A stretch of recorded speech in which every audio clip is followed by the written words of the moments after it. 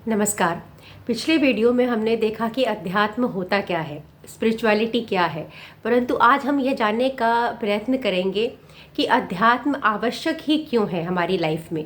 जबकि ऐसे कई व्यक्ति हैं जिनका अध्यात्म से कहीं कोई लेना देना नहीं है, परंतु वो बहुत सक्सेसफुल हैं, ऊंचे ऊंचे पोस्ट पर हैं, इम्पैक्टफुल पोजीशन में होल्ड करते हैं।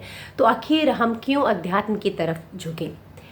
तो इसका उत्तर हम उस व्यक्ति से बहुत अच्छे से समझ सकते हैं जो पहले जिसका अध्यात्म से कुछ लेना देना नहीं था। या हमारे यहाँ अधिकतर होता है कि घरों में कि पूजा पाठ तुम अपने घर में शुरू से देखते हैं, परंतु स्पिरिचुअलिटी और अध्यात्म से उसका रिलेशन एज सच कुछ रहता नहीं है। वह एक टूल है कि पूजा पाठ यहाँ हम भगवान को जानने का प्रयत्न करें, तो वो चीज़ तो हमारे घरों में अधिकतर रहता ही है, जो कि मैंने भी देखा। परंतु उसके पीछे कारण क्या है और धर्म एक्चुअली में है क्या, अध्यात्म क्या है, किस तरह से जुड़ना चाहिए हमको, इन सब चीज़ों की शिक्षा अधिकतर नहीं दी जाती। और समय के साथ जब हम खुद प्रश्न करते हैं, ऐसा नहीं है कि किसी व्यक्ति के साथ कुछ बड़ी घटना हो जाती है तो ही वो अध्यात्म की तरफ रुझान करता है, परंतु एक जनरल क्यूरोसिटी भी हो सकता है किसी के साथ कुछ ऐसा उसको क्यूरोसिटी हो सकता है कि ये सब जानने समझने का प्रयत्न करना कि ऐसा क्यों होता है। हम पूजा कर रहे हैं तो हमें क्या उससे पूजा पाठ करते हैं तो क्या हमारा मन शांत हो रहा है, तो वो कोई व्यक्ति जिज्ञासु होता है।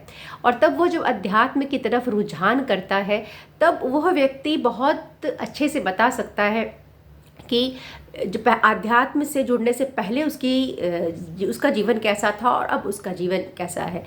जहाँ तक मैं समझती हूँ, मैं अपने बारे में बात कर सकती हूँ, अन्य किसी के बारे में तो नहीं। जहाँ तक मैं समझती हूँ, जब व्यक्ति अध्यात्म से जुड़ता है, और अध्यात्म कहने का मतलब यह नहीं है कि वह पूरा ही अपने काम क्रोध लोभ मोह अहंकार सब उसने उस लेवल का वो संत हो गया है, परंतु अध्यात्म में जानना और धीरे धीरे अपने अवगुणों को निकाल कर और धीरे धीरे स्वयं को जानना, दुनिया को जानना, यही अध्यात्म है। और जब व्यक्ति ऐसा करता है तो मैं ये बोल सकती हूँ कि जब व्यक्ति अध्यात्म को जानता है तो वो उसके अंदर एक कामनेस आता है, उसके माइंड में एक शांति आती है। हमारा माइंड क्या है कि हमेशा कुछ ना कुछ कभी पास्ट में चला जाता है कि ऐसा क्यों हुआ, उसने ऐसा क्यों बोला, मैंने ऐसा क्यों रिएक्ट किया, या मैंने ऐसा क्यों नहीं किया। या कभी वो प्रेजेंट में रहता है और कभी फ्यूचर में चला जाता है तो डरता है कि अरे ऐसा हो जाएगा तो क्या होगा, ऐसा हो जाएगा तो क्या होगा। तो ये सब थॉट्स जो है वो कंटिन्यूसली हमारे माइंड में चलती रहती हैं। और कभी कभी क्या होता है, बिल्कुल ही नेगेटिव हो जाती है ये सब थॉट, और कभी कभी अचानक से बहुत पॉजिटिव हो जाती है, कभी कभी एकदम ही नेगेटिव हो जाती है जब व्यक्ति बहुत ही डिप्रेशन में चला जाता है। तो ये सब चीज़ों से जो व्यक्ति आध्यात्मिक होता है वो मुझे ऐसा लगता है कि वह जब इन चीज़ों से जुड़ता है तो उसे अपने थॉट प्रोसेस को वह एक्सेस कर सकता है कि मेरा थॉट जो है वह कहाँ जा रहा है। जैसे ही वो बहुत ज़्यादा नेगेटिव में जाता है तो उसे कंट्रोल करने की कोशिश करता है और फिर उसको ठीक करता है। तो अध्यात्म में जब व्यक्ति जुड़ता है तो वह स्वयं को समझ सकता है कि मैं जो ये निर्णय ले रही हूँ तो क्यों मैं ये निर्णय ले रही हूँ, उसका सोर्स क्या है, क्या इसके पीछे मेरा कोई लोभ तो नहीं है, कहीं ये निर्णय जो है वो धर्म से आ रहा है या अधर्म से आ रहा है।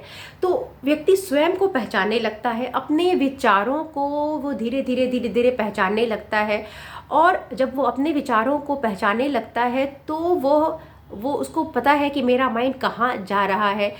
दुनियादारी की जो चीज़ें हैं, बाहरी जो प्रभाव है, जो बाहर का दिखावा छल कपट, अब वो प्रभाव उस व्यक्ति पर क्या है, उसको इम्पैक्ट करना बहुत धीरे कम करता जाता है। क्योंकि अब जैसे जैसे वो व्यक्ति अध्यात्म से जुड़ता जाता है, जितना ही क्या बोलते, एक शक्तिशाली उसकी साधना होती है, जितना अधिक वो अध्यात्म से जुड़ा जाता है उतना अधिक बाहरी चीज़ें उस पर प्रभाव कम डालती हैं।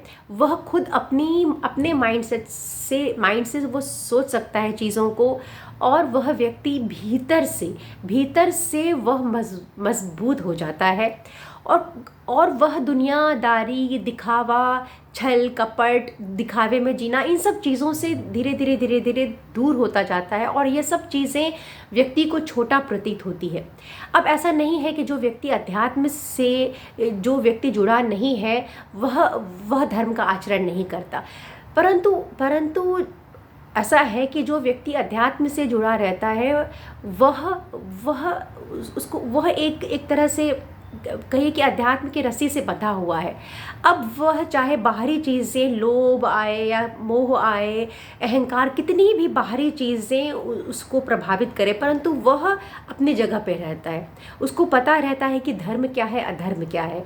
इसके विपरीत जो व्यक्ति अध्यात्म से जुड़ा नहीं रहता, उसके पीछे वह ठीक रहता है, परंतु जब वह कुछ बाहर का इम्पैक्ट कुछ ज़्यादा आता है तो वो हो सकता है उसका प्रभाव उसमें ज़्यादा आ जाए। अब जैसे दुख आया तो वो इतना अधिक दुखी हो जाए कि वो डिप्रेशन में चला जाए। उसको कोई सुख मिला, कोई सक्सेस मिला, वो तो बिल्कुल ही वह एकदम आसमान में चला जाए, उड़ने लगे, अपने धर्म आचरण सबको भूल जाए।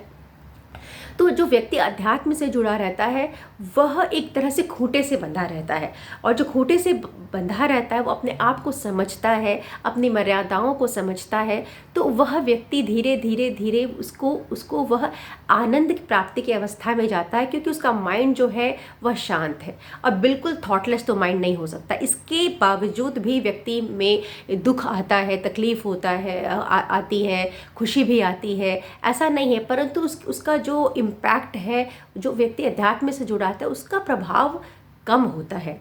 बाहरी चीज़ें उससे अब आकर्षित उतना नहीं कर पाती।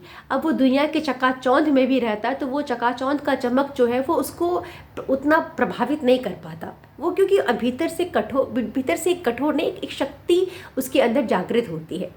और दूसरा यह भी होता है कि वह दूसरे लोगों की स्थिति को भी समझ सकता है कि यदि कोई दूसरा व्यक्ति ऐसा बिहेव कर रहा है तो वो क्यों कर रहा है, और अब उस व्यक्ति के लिए भी उसके मन में दया की भावना आती है कि हो सकता है कि इसका सोर्स क्या है, उसके पीछे बैकग्राउंड क्या है, इस वजह से वो सर्टेन वे में रिएक्ट कर रहा है। तो एक कंपैशन की भावना भी उस व्यक्ति में ज़्यादा आती है।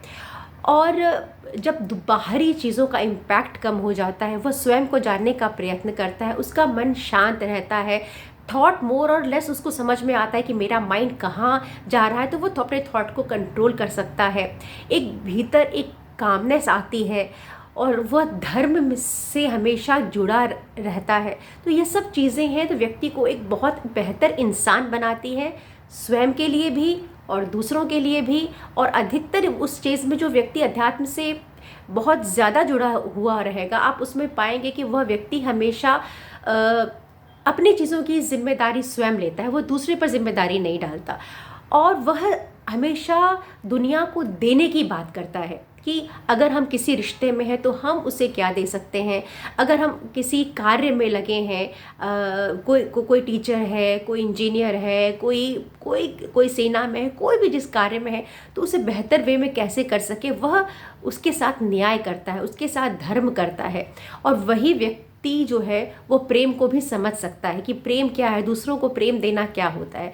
जब तक व्यक्ति आध्यात्मिक नहीं है तो इन चीज़ों की समझ उसी गहराई में नहीं होती।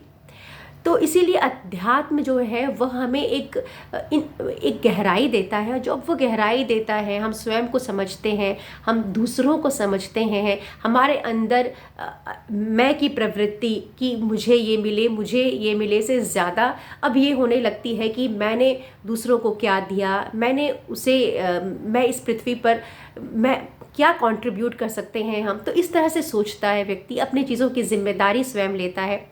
इसीलिए मुझे लगता है कि जो आध्यात्मिकता से जो बच्चों को हमारे समाज में बहुत ही कम अवस्था से उनको जोड़ना चाहिए। अगर बहुत कम अवस्था से हम उनको ये अध्यात्म की चीज़ों को समझाएंगे, हम रामायण, महाभारत, गीता, भगवद गीता, ये सब धीरे धीरे उनके सामने रखेंगे, उन्हें समझाएंगे, अच्छे आदर्श रखेंगे, तो वह अंदर से एक व्यक्ति वो बहुत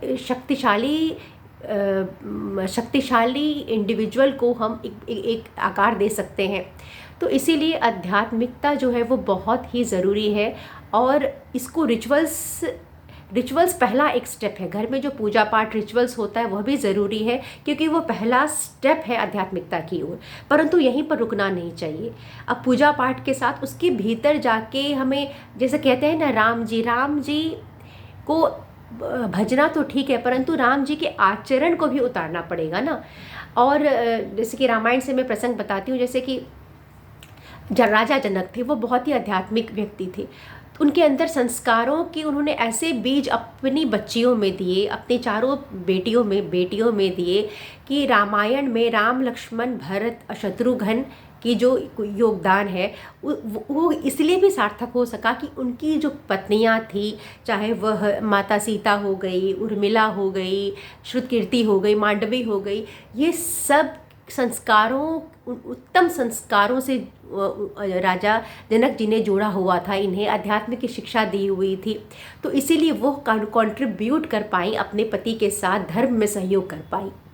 तो इसलिए मैं समझती हूँ कि जो अध्यात्म है वो हमें एक भीतर तक अपने आप को जानना सिखाता है, और एक कामनेस देता है हमारे माइंड में। हम अपने थॉट प्रोसेस को देख सकते हैं कि हमारे विचार कहाँ जा रहे हैं। मुझे सुनने के लिए बहुत बहुत धन्यवाद।